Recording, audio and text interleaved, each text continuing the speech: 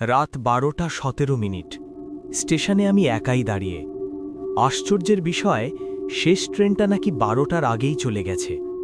তবু লাউডস্পিকারে ঘোষণা ভেসে এলো, শেষ ট্রেন আসছে, প্ল্যাটফর্ম নম্বর 1। চারপাশে তাকালাম, কোনো যাত্রী নেই, দোকানগুলো বন্ধ, বাতাসটা অস্বাভাবিক ঠান্ডা। হঠাৎ দূর থেকে ট্রেনের আলো দেখা গেল। ট্রেন থামতেই দরজা খুলে গেল, কিন্তু ভেতরে কেউ নেই।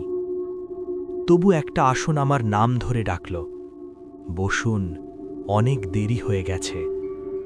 আমি ভয়ে জমে গেলাম, তবু কেন জানি পা এগিয়ে গেল। ট্রেন চলতে শুরু করল। জানালার বাইরে তাকিয়ে দেখি, স্টেশন নয়, রাস্তা নয়, কবরস্থান।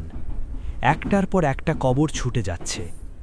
হঠাৎ আমার সামনে বসা লোকটা ধীরে মাথা ঘুরিয়ে বলল, তুমি তো জানো, এই ট্রেনে শুধু মৃতরাই ওঠে। আমি চিৎকার করতে চাইলাম, কিন্তু গলা দিয়ে শব্দ বেরোল না। লোকটা আবার ফিসফিস করে বলল, অবশ্য তুমিও তো গতকালই অ্যাক্সিডেন্টে মারা গেছ। ঠিক তখনই ট্রেন থেমে গেল। একটা কবরের সামনে আমার নাম লেখা। পেছন থেকে কণ্ঠ ভেসে এলো, নামুন, আপনার স্টেশন এসে গেছে।